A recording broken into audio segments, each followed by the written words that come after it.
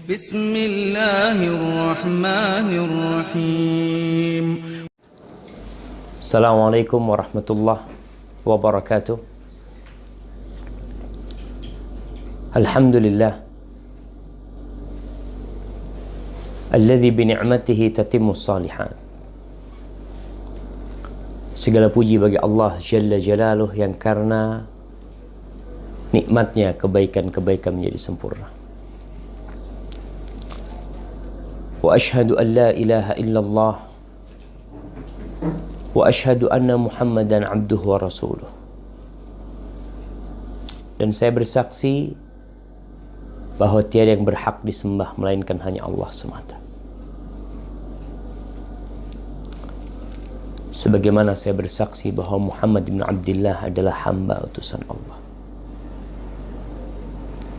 Allahumma salli wa sallim ala sayyidina Muhammadin wa ala alihi wa ashabihi ajma'in. Semoga salawat dan salam senantiasa tercurahkan untuk baginda Nabi kita, Nabi Muhammad alaihi salatu wassalam, keluarga beliau, istri-istri beliau, putra-putri beliau, dan seluruh sahabat Nabi. Semoga Allah meridhai kita bersama mereka. Amma ba'd. Jamaah rahimakumullah. Allah menciptakan manusia sebagai makhluk yang lemah. Nah, itu Allah sebutkan. Wa khuliqal insanu dha'ifa. Manusia diciptakan dalam kondisi lemah. Lemah apanya? Segalanya lemah. Fisiknya lemah. Psikisnya lemah. Semangatnya lemah. Itulah kita. Tapi Allah Al-Qawiyul Matin, yang maha kuat dan maha perkasa, Dia tempat kita bersandar. Sehingga manusia akan menjadi kuat tatkala dia bersandar kepada Sang Pencipta. Kau akan jadi makhluk yang gagah perkasa tatkala engkau menyandarkan tubuhmu kepada sesuatu yang besar. Dan Allah memerintahkan kita untuk bersandar kepadanya, memohon dan berdoa hanya kepadanya. Ketika dikumandangkan azan dan sampai kepada ucapan muadzin, hayya 'alas shalah, hayya 'alal falah, kita tidak mengulangi ucapan orang yang azan, tapi kita mengungkapkan ungkapan yang berbeda. Kita berkata, la haula wa la quwata illa billah. Tidak ada daya yang dapat menghalangimu dari berbuat dosa.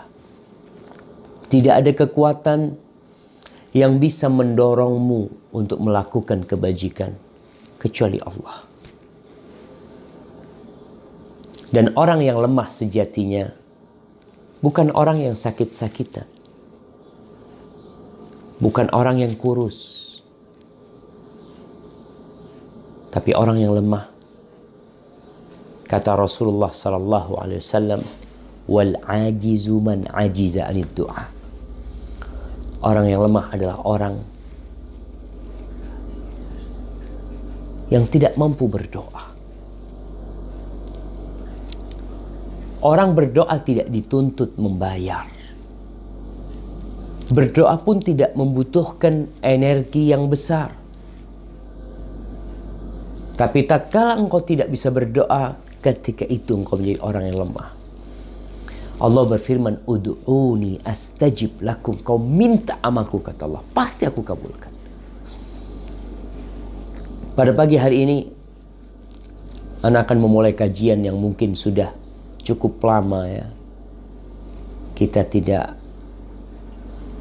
menyampaikannya, tentang sebuah permohonan Rasulullah sallallahu alaihi wasallam Ini diriwayatkan oleh Imam Muslim dalam sahihnya dari Zaid bin Arqam. Diriwayatkan pula oleh Al-Imam An-Nasa'i, Al-Imam Ibnu Majah. Itu doa Rasulullah sallallahu alaihi wasallam mengatakan, Allahumma inni a'udzubika min ilmin la yanfa' wa qalbin la yakhsha wa nafsin la tashba' wa da'watin la yustajabu laha. Ya Allah, aku berlindung kepadamu. Kau bisa bayangin, seorang nabi yang ma'asum, yang terjaga. Seorang nabi yang diampuni dosa-dosa yang masa lalu dan yang akan datang. Seorang makhluk yang paling dicintai Allah. Ternyata dia terus meminta. Kau tahu kenapa? Karena sejatinya hakikat penghambaan adalah meminta kepada Allah. Dalam sebuah hadis Rasulullah sallallahu alaihi wasallam bersabda, ad-du'a huwal ibadah. Doa itu permohonan, itulah ibadah. Maka Nabi tidak pernah berhenti berdoa. Dan ana yakin permohonan Rasul sallallahu alaihi wasallam lebih banyak dari permohonan kita. Berapa kali kau meminta? Dan kau lihat. Berapa banyak kau meminta? Ahibati fillah. 4 hal yang Rasul sallallahu alaihi wasallam meminta perlindungan. Yang pertama, min ilmin la yanfa'. Berlindung dari ilmu yang tidak bermanfaat. Ada orang-orang yang berilmu, tapi ilmunya tidak bermanfaat. Ilmunya tidak membuat dia jadi takut. Ilmunya tidak menjadikan dirinya terdorong untuk mengamalkannya. Dan kita melihat orang yang berilmu, tapi kesian. Ilmunya menyeret dia ke dalam api neraka. Orang yang berilmu berbeda dengan orang bodoh. Allah mengatakan, Ya ayyuhalladzina amanu lima taquluna ma la taf'alun kabura maqtan 'inda Allah an taqulu ma la taf'alun. Wahai orang-orang yang beriman, kenapa kalian mengatakan apa yang tidak kalian perbuat? Sesuatu yang merupakan dosa besar. Engkau berkata apa yang tidak kau perbuat. Ada orang-orang yang secara hafalan hadisnya, jangan kau tanya, hafidul Quran, ya dia pernah hafal Quran. Dialah orang yang Masya Allah. Tapi disayangkan, ilmu yang dia miliki tidak menjadikan dirinya takut kepada Allah. 6 tahun di pesantren, 4 tahun kuliah, 2 tahun menyelesaikan S2, 3 atau 4 tahun mengambil doktoralnya. Dia orang terpandang, Mimbar-mimbar masjid menjadi tempat dia menyampaikan ilmunya.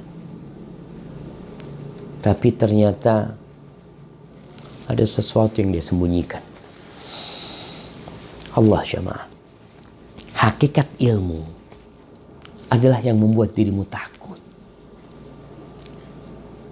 Allah mengatakan, innama yakhshallaha min ibadihi al-ulama.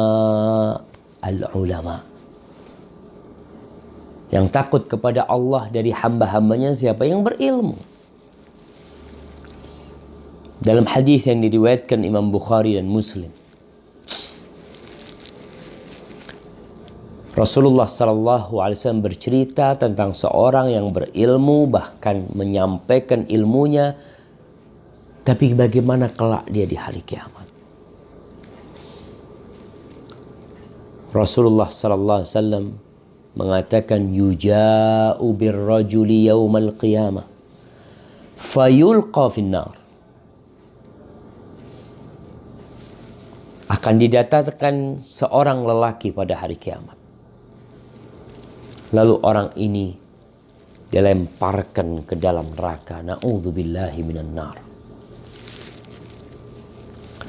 Fatandaliku aqtabuhu finnar. Kemudian ususnya terburai keluar dari perutnya. Fayaduru kama yadurul himaru biraha. Apa yang terjadi? Maka orang ini akhirnya berputar mengelilingi ususnya yang terburai, seperti berputarnya seekor keledai di alat penumbuk gandum.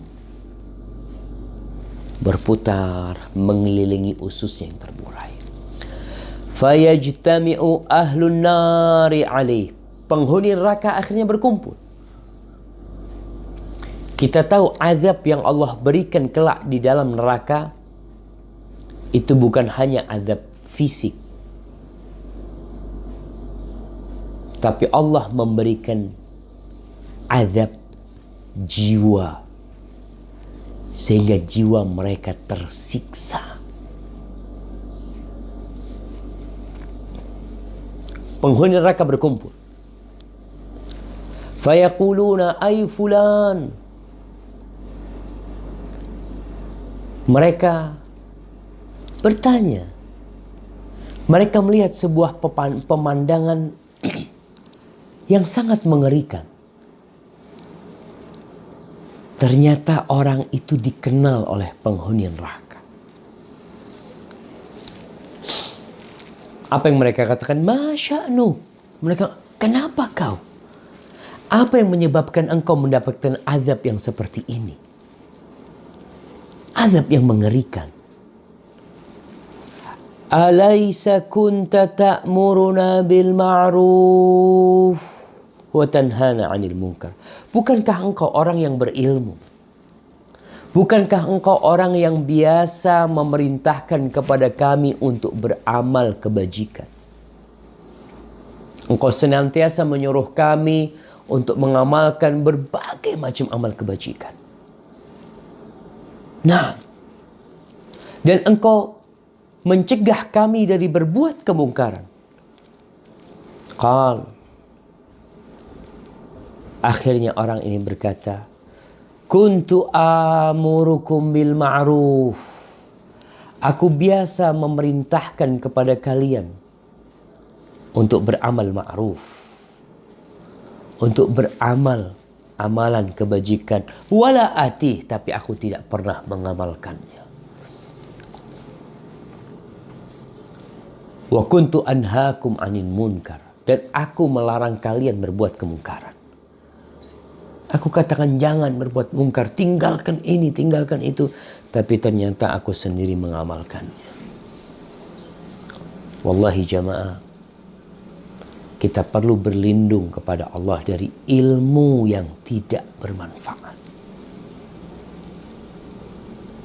Berulang kali kita mendatangi kajian. Kita menyimak nih sebuah ceramah. Ada kajian habis subuh di berbagai channel televisi. kita mendengarkan petuah-petuah, ayat-ayat Allah yang dibacakan. Kita juga mendengarkan sabda-sabda Rasulullah sallallahu alaihi wasallam yang diuraikan. Lalu apa yang terjadi dengan kita? Ada manfaatnya buat kita. Manfaat untuk berdebat. Ketika duduk ada bahan. Karena dia telah menyimak, maka dia bisa berdebat, berdialog dengan temannya. Bukan itu tujuan ilmu dicari. Ilmu dicari untuk diamalkan. Dan mengamalkan ilmu sendiri membutuhkan sebuah persyaratan yang ketat sekali agar amalanmu diterima. Yaitu ikhlas lillahi ta'ala. Ketika seorang belajar ilmu bertahun-tahun di pesantren, di masjid, di sekolahan, lalu dia menjadi orang yang sukses dan dia pandai beramal, kau tanyakan kira-kira ikhlas enggak kau? Memang salah satu yang menyebabkan ilmu tidak bermanfaat adalah salah niat. Salah niat.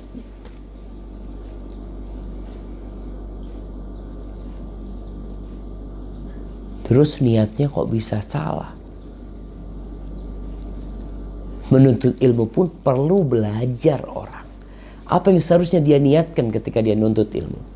Menuntut ilmu agama kita bicara ya. Kalau kau belajar tentang ilmu umum untuk bekerja, untuk dapat harta, tafadhol. Memang ilmu itu jurusannya menuju dunia. Tapi ada ilmu yang jurusannya menuju surga. Yaitu ilmu tentang Allah Jalla Jalaluhu. Rasulullah sallallahu alaihi wasallam mengatakan, "Man talabal ilma mimma yubtagha bihi wajhullah la yatlubuhu illa liyusiba bihi aradan minad dunya lam yarah raihatal jannah." Barang siapa yang menuntut ilmu, yang ilmu ini memang dikhususkan untuk mencari keridhaan Allah, untuk berjumpa dengan wajah Allah, lalu dia tidak menuntutnya kecuali untuk mendapatkan dunia, maka dia tidak akan mencium bau surga. Jangan diharap kau mencium bau surga. Masuk surga? Ada. Allah na'udzubillah min ilmin la yanfa. Itu yang pertama. Rasulullah sallallahu alaihi wasallam berlindung dari ilmu yang tidak bermanfaat. Wa min qalbin la yakhsha. Dan beliau berlindung dari hati yang tidak khusyuk. Dari hati yang tidak tunduk. Ada orang-orang yang memiliki hati, tapi hatinya tidak diisi ketakwaan kepada Allah. Hatinya diisi dengan kedengkian. Hatinya diisi dengan kebencian kepada sunnah. Kebencian kepada syariat Allah. Kebencian kepada hukum-hukum Allah. Hatinya penuh dengan informasi-informasi yang tidak membuat dia sami'na wa ata'na.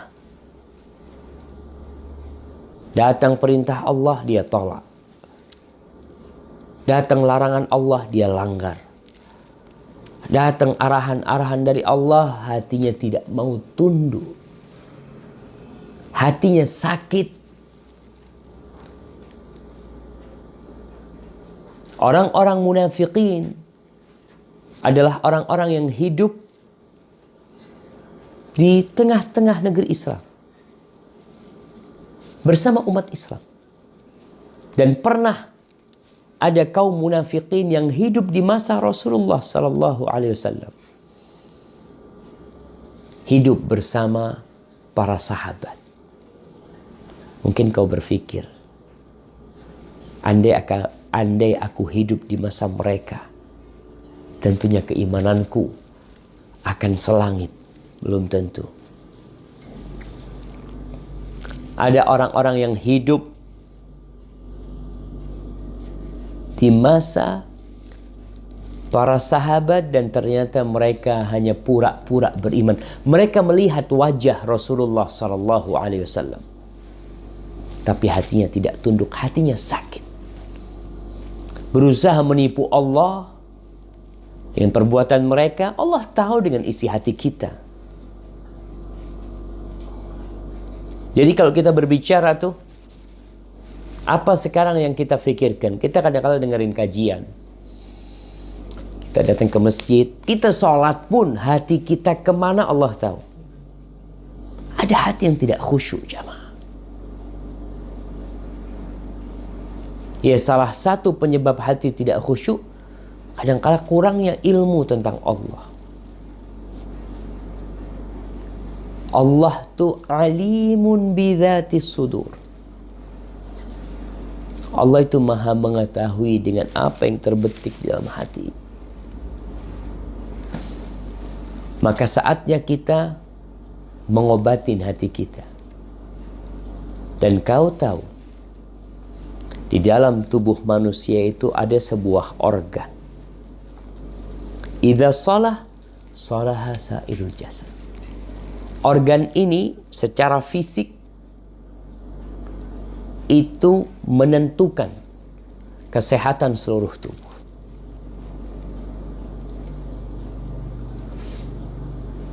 Kalau dia bagus, kerjanya bagus, kondisinya bagus, sehat insya Allah badan. Tapi kalau kondisinya rusak, maka organ-organ yang lainnya akan ikut rusak. Apa organ itu? Al-qalb, jantung nih. Dan kau bisa lihat ketika jantungnya mulai lemah, jantungnya membengkak, jantungnya tersumbat, orang udah sakit. Begitu pula orang yang hatinya tidak khusyuk, maka sakit. Dan memang hati kita tuh senantiasa bolak-balik. Suatu saat hati itu khusyuk, tunduk, mendengarkan nasihat, hatinya bergetar, matanya meneteskan air. Kondisinya sedang baik tuh hatinya. Dan kita merasakan ada waktu-waktu tertentu, subhanallah, kita merasakan sebuah kedamaian. Ada bencana, ada petaka yang menimpa kita, hati kita langsung mengatakan inna lillahi wa inna ilaihi rajiun. Udah, semua udah diatur sama Allah, semua udah ditentukan. Ya kita terus, ya kita terima. Mau gimana terus? Seperti itu hati yang tunduk. Allah mengatakan tentang orang yang terkena musibah, ma asaba min musibatin fa biiznillah wa man yu'min billahi yahdi qalbah. Tidak ada musibah yang menimpa kecuali dengan izin Allah. Barang siapa yang beriman, wa man yu'min billah, kepada Allah, yahdi qalbah, Allah akan kasih hidayah kepada hatinya. Hatinya jadi tunduk, menerima. Ada orang yang galau hidupnya. Dalam semua kondisi dia galau. Senantiasa khawatir dan takut. Iya, ada permasalahan dengan hatimu, kau perlu obatin. Salah satu obat hati yang paling manjur adalah zikrullah, mengingat Allah. Alladzina amanu wa tatma'innu qulubuhum bidzikrillah. Ala bidzikrillah tatma'innul qulub. Dan orang-orang yang beriman, yang hati mereka tunduk, hati mereka damai, hati mereka tentram. Dengan apa tentramnya? Dengan harta, dengan kesuksesan yang dia raih, dengan kemewahan yang dia miliki, dengan popularitas yang dia dapatkan, dengan kesuksesan yang dia berhasil mengumpulkannya. Lah, tidak. Tapi mereka mendapatkan kedamaian bizikrillah, dengan mengingat Allah. Ala bizikrillah tatma'innul qulub. Itu Allah kasih kuncinya. Dengan mengingat Allah, hati itu akan damai, akan khusyuk.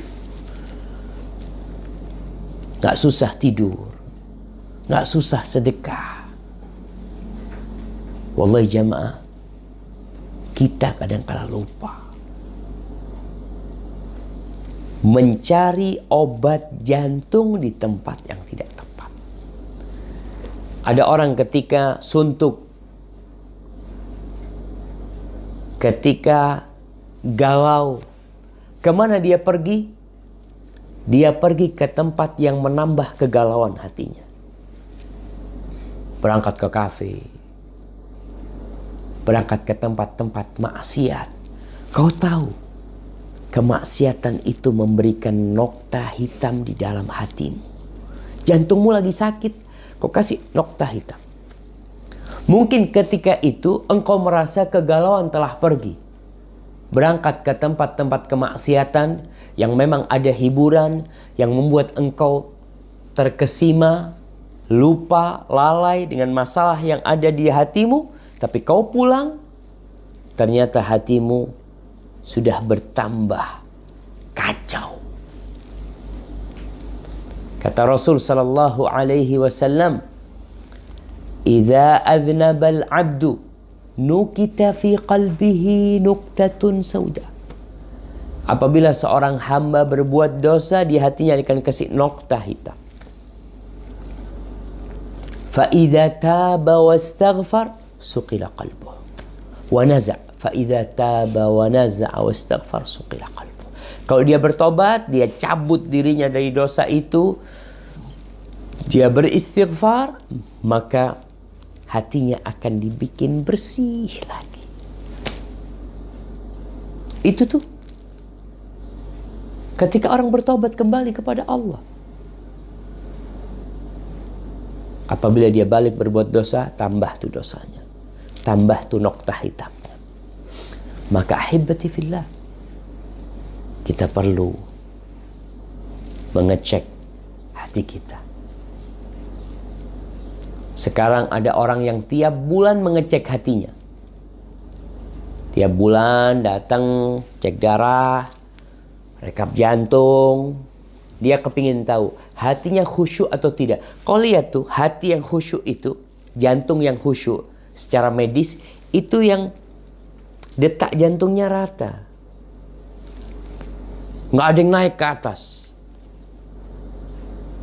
Tapi kalau sudah hatinya tidak khusyuk, maka ada yang naik ke atas tinggi-tinggi. Bermasalah tuh jantungnya. Baik, itu yang kedua. Pertama, berlindung dari ilmu yang tidak bermanfaat. Yang kedua, dari hati yang tidak khusyuk. Yang ketiga, wa min nafsin la tashba', dari nafsu yang tidak pernah kenyang. Wallahi jamaah, ada nafsu yang tidak pernah kenyang. Kasih harta, udah punya rumah sana, rumah sini, tetap dia berambisi untuk memiliki tambahan terus. Udah dikasih istri yang cantik, tetap dia berlari-lari mengejar wanita-wanita, berzina dengan wanita-wanita, tidak menundukkan pandangannya. Itu nafsu yang tidak pernah puas. Dikasih jabatan yang sudah bagus, tapi ternyata nafsunya terus mendikte dia untuk hasut, untuk iri dengki bagaimana fulan yang di atas dia diturunkan dari jabatannya. Dan itu yang kita lihat kadang-kala di perusahaan-perusahaan, di tempat-tempat kerja. Sikut sana, sikut sini. Untuk apa? Untuk memuaskan nafsunya, dan nafsunya tidak pernah puas. Dan penyakit juga. Ketika orang udah dikasih sama Allah, makan. Subhanallah. Ada orang yang pikirannya hanya perut dan yang di bawah perut. Nah, kalau istilah pengusaha-pengusaha, istilah orang-orang ada entertain. Entertainnya apa sih yang diberikan kepada mereka? Kalau nggak makan, urusan perut, na'udzubillah. Atau yang di bawah perut. Selalu merasa istri tetangga lebih cantik daripada istrinya. Penyakitnya di mana? Penyakitnya karena kau tidak menundukkan pandanganmu. Yang kata istilah orang mata keranjang. Kau tahu mata keranjang? Semuanya masuk di sana. Sehingga nafsunya Allah. Kau tahu nafsu itu? Kata Allah, innan nafsa la'ammaratun bisu. Nafsu itu senantiasa menyuruh kepada keburukan. Maka kita lemah, kita perlu minta tolong sama Allah agar melindungi kita dari nafsu yang tidak pernah puas, nafsu yang senantiasa menyuruh kepada keburukan. Dan kita berharap agar kita memiliki an-nafsul mutmainnah, jiwa yang sudah tenang, jiwa yang sudah ridha dengan pemberian Allah. Dapat segitu, alhamdulillah, dia tidak akan mencuri. Korupsi, insya Allah hilang. Ketika orang-orang berdoa minta perlindungan kepada Allah dari nafsu yang tidak ada puasnya. Dan kita lihat orang-orang jemaah, nafsu mereka tidak pernah puas. Dan jabatan, jadi mungkin awalnya kepala desa, kemudian jadi lurah, atau mungkin dia menjadi orang-orang yang jadi bupati, jadi gubernur, jadi jadi presiden, jadi apa. Ada nafsu yang tidak pernah puas dan tidak akan pernah puas. Begitulah harta. Alhamdulillah dapat rezeki, ya lumayan lah, gaji 3 juta, kepingin 5 juta, dapat 5 juta, kepingin 7 juta, dapat 7 juta, kepingin 10 juta, dapat 10 juta, dapat gaji 100 juta, 200 juta, nggak pernah puas. Makanya Rasul SAW menjelaskan, qad aflaha man aslam, telah sukses seorang muslim yang sudah Islam sukses. Wa ruziqa kafafan, dikasih rezeki cukup, rezekinya cukup. Wa qanna'ahu Allah bima ata, rezekinya tidak kurang sehingga dia kepikiran hatinya. Rezekinya tidak berlebihan sehingga dia juga kepikiran. Yang ketiga, Allah jadikan dia qanaah dengan apa yang Allah berikan kepada mereka. Maka kau berlindung dari nafsu yang tidak pernah puas. Nah, karena kau akan tersiksa dengan nafsumu sendiri. Kita ini seharusnya bisa mengontrol nafsu kita. Karena Allah memberikan kekuatan kepada kita. Allah memberikan ilmu kepada kita. Seharusnya. Tapi ada orang yang akhirnya diperbudak oleh nafsunya. Dan kita lihat orang-orang yang nafsunya tidak pernah puas. Na'udzubillah min dzalik. Yang keempat dan yang terakhir, beliau mengatakan, wa a'udzubika min da'watin la yustajabu laha. Dan aku berlindung kepadamu ya Allah dari doa yang tidak dikabulkan. Doa yang tidak dikabulkan. Kok bisa doa tidak dikabulkan? Bukankah Allah berjanji, ud'uni astajib lakum. Allah berjanji, kau minta pasti aku kabulkan. Itu kan janji Allah. Terus kenapa kok tidak dikabulkan? Iya. Karena ada penghalang-penghalang doa yang kau lakukan. Sehingga doamu tidak dikabulkan. Umat Islam dalam kondisi sulit berdoa, memohon kepada Allah agar musuh-musuhnya dihancurkan. Tapi kok kayaknya nggak dihancurin. Memohon agar konspirasi mereka, membinasakan mereka, kok kayaknya enggak sih. Ketika Jumat semuanya mengaminkan doa.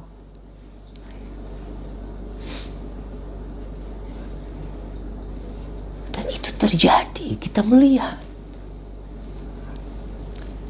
Apa penyebab doa tidak dikabulkan? Kau cari, kau pelajarin.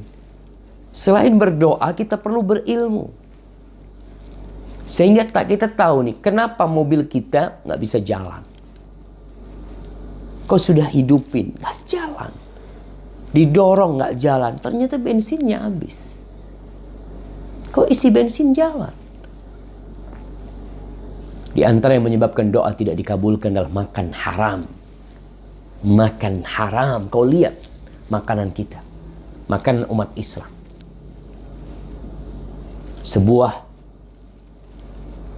Sesuatu yang sangat memprihatinkan, yang namanya riba, dosa riba. Itu biasa. Antum taruh dalam tanda kurung, biasa menurut banyak orang.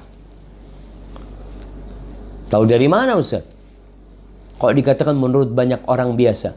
Ya kalau kita lihat kebanyakan orang melakukan riba dan tidak terbebani.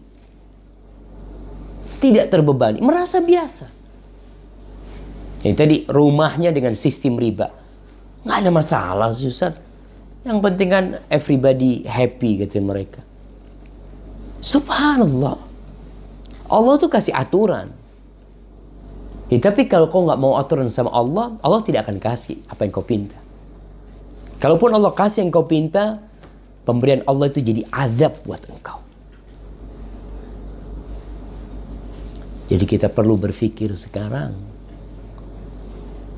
Doa-doa kita banyak tidak dikabulkan mungkin gara-gara makan haram. Gara-gara kita tidak khusyuk ketika berdoa. Amin, amin, amin. Apa yang kau aminkan? Ya cuma amin, amin doang.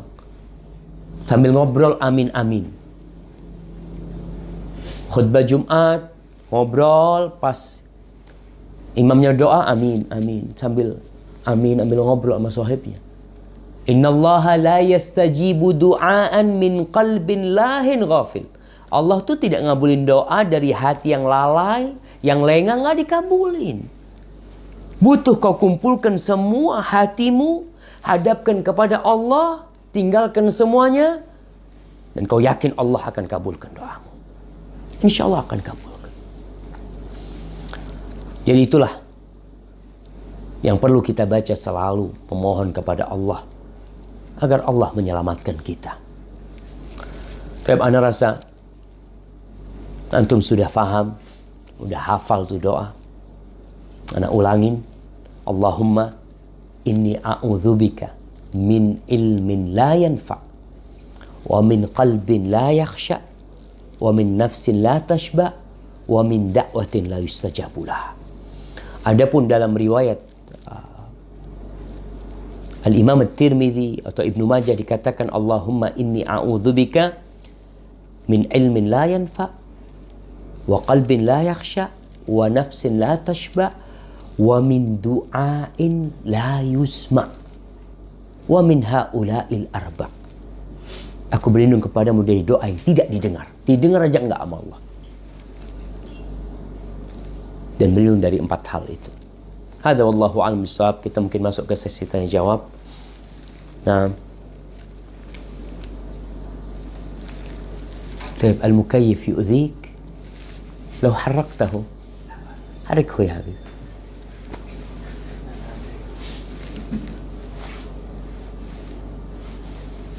Nah. Nah, ini ada beberapa pertanyaan yang udah masuk dari hamba Allah di Kendari. Dia bertanya, Ustaz, bagaimana kalau pernah punya dosa dan hutang sama orang, sementara orang yang sudah meninggal? Mohon penjelasannya. Makasih. Wassalamualaikum warahmatullahi wabarakatuh. Jamaah rahimakallah. Berkaitan dengan dosa kepada Allah, urusannya mudah. Tinggal kita minta ampun sama Allah, taubat dan sudah selesai. Tapi kalau ada dosa sama manusia, urusannya berat. Karena itu termasuk hak tuh orang memaafkan kita atau tidak.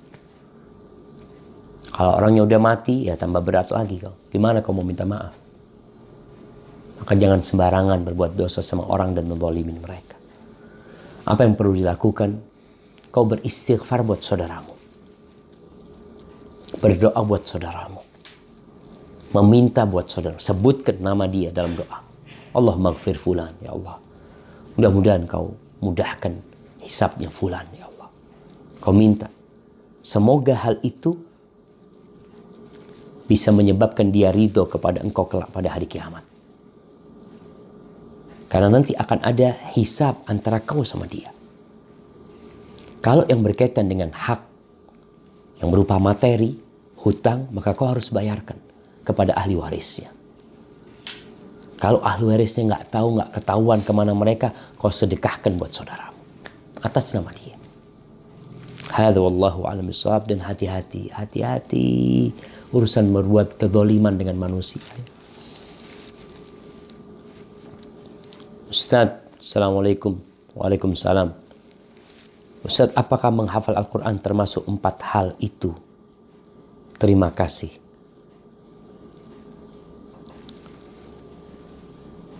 Apakah menghafal Al-Quran termasuk 4 hal itu? Ana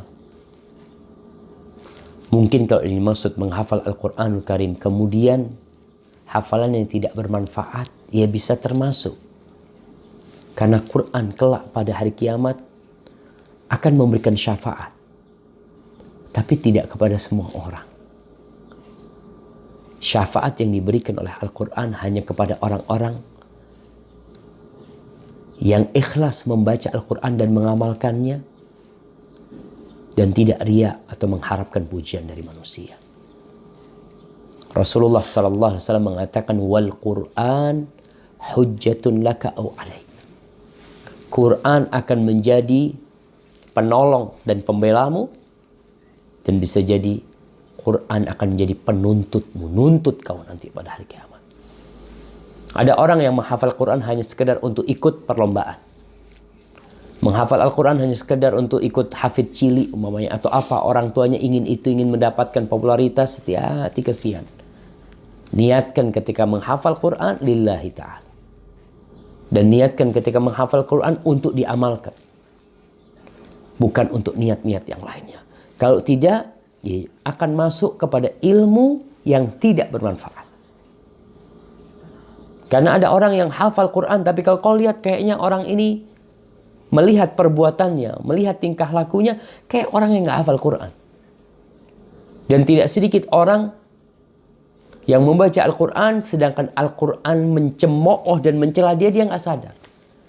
Dia nggak paham, dia tidak mau memaknai artinya. Maka perlu kau menghafal Quran, memaknai artinya, kemudian mengamalkannya dalam kehidupan ini. Ustaz, bagaimana caranya agar hati ini tidak ada keraguan sedikit pun dalam beribadah dan berdoa? Ini dari Lampung nih. Berkaitan dengan keraguan, yang menyebabkan orang ragu itu karena dia tidak yakin. Dan keyakinan itu bisa didapat dengan ilmu. Jadi kalau ada orang mengatakan umpamanya kepadamu, Mas, di belakang sana ada orang jualan. Kau mengatakan, benar nggak ya ada orang jualannya? Sekarang aku lagi lapar nih, nanti ke sana tutup udah atau apa. Karena kau nggak yakin dengan dia. Dan kau juga tidak melihat sendiri. Tapi ketika kau tahu, iya aku tahu memang ada yang jual sana. Kau yakin kau akan berangkat ke sana. Maka untuk menghilangkan keraguan itu tuntutlah ilmu. Belajar terus. Kenali Allah Jalla Jalal. Kenali agamanya. Kenali nabimu Muhammad SAW. Seperti itu seorang muslim. Jadi dia perlu mencari keyakinan dengan menuntut ilmu. Karena ilmu itu yang menyingkirkan keraguan di dirimu. Dan kau berlindung kepada Allah juga dari keraguan. Dalam beribadah, dalam berdoa kau harus yakin Allah mengabulkan doamu. Tapi kau juga perlu takut. Jangan-jangan doaku nggak dikabulkan.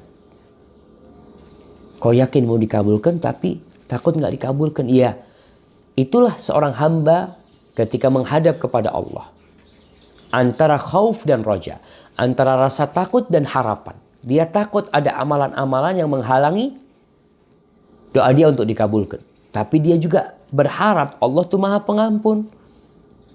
Maka dengan seperti ini, insya Allah dia telah menjalankan kewajibannya sebagai seorang Muslim yang beribadah kepada Allah dalam kondisi yad'una raghaban wa rahaban. Berdoa dalam kondisi harap dan takut kepada Allah. Barakallahu fiik. Ini ada pertanyaan dari Abu Jordan dari Bekasi. Ustadz, mohon penjelasan mengenai sunnah menutup bejana yang terbuka. Ya, subhanallah jamaah. Kita ini diperintahkan oleh Rasul SAW ketika mau tidur malam hari, meninggalkan makanan itu untuk ditutup. Dan kalau kita lihat bagaimana Islam mengajarkan umatnya bersih, mengajarkan umatnya terjaga dari bakteri, selamat tuh. Karena kalau kita lihat ada orang-orang, mana ya syabab? Aina mikrofon.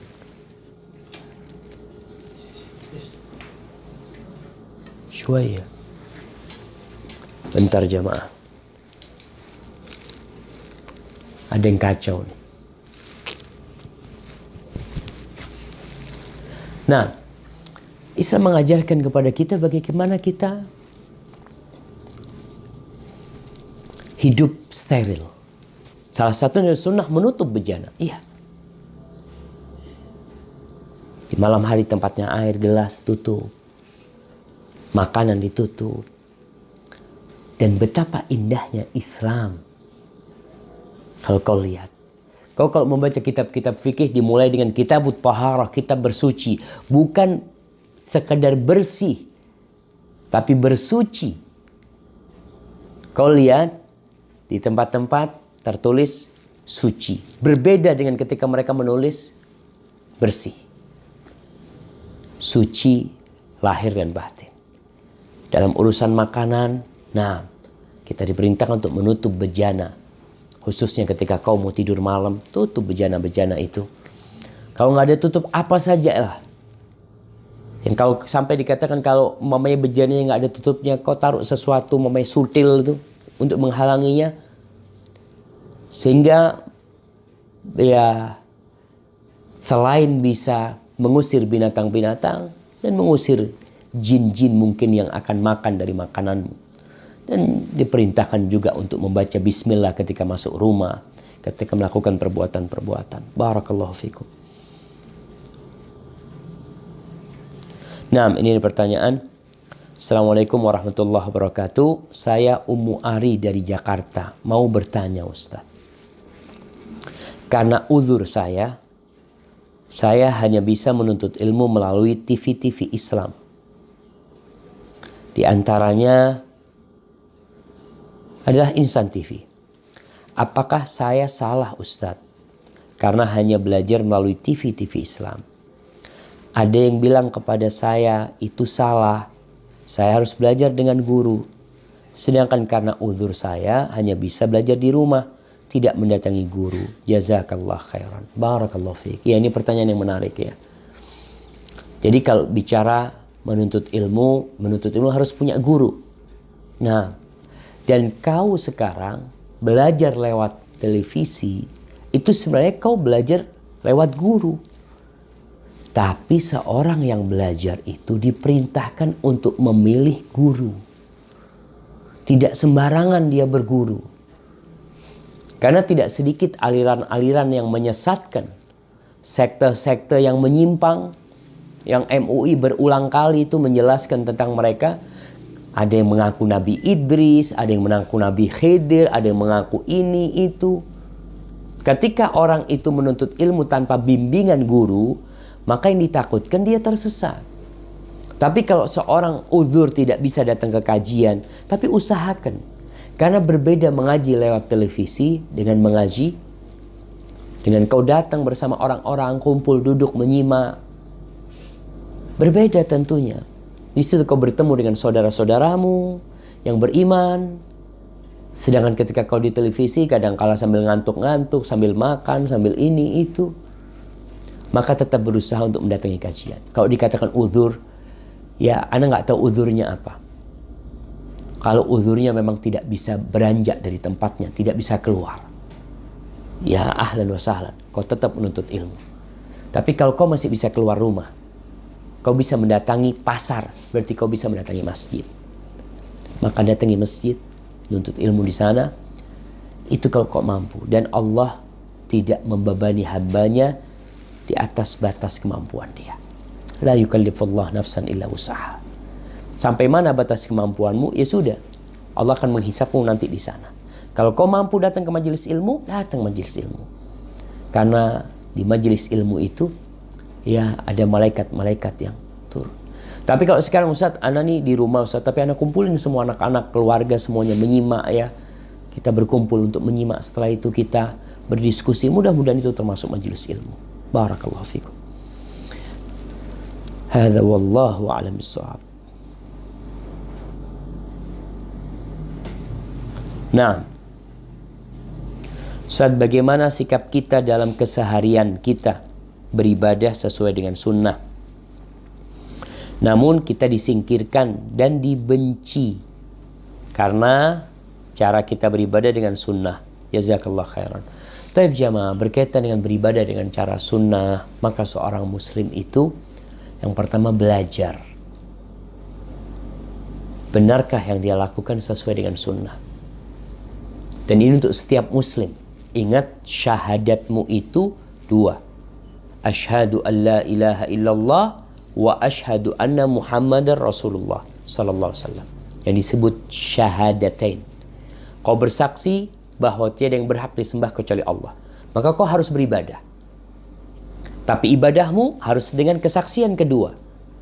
Bahwasanya aku bersaksi Nabi Muhammad sallallahu alaihi wasallam adalah utusan Allah. Sehingga yang berhak diikutin tata cara ibadahnya adalah Rasulullah SAW. Apa yang dibolehkan oleh Nabi. Dan sunnah Nabi itu ingat bisa jadi sunnah ucapan, bisa jadi sunnah perbuatan, bisa jadi sunnah itu takrir.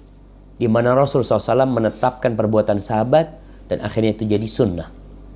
Dan kita mengikutinya. Dan tatkala engkau dibenci oleh masyarakat, coba kau lihat. Mungkin ada masalah dengan engkau. Masalahnya mungkin di perilaku, di akhlak, di adab, dan etika. Karena masyarakat itu melihat orang-orang gak benar aja biasa mereka. Dan mereka tetap bergaul dengan mereka. Orang yang gak sholat, mereka bergaul baik di masyarakat.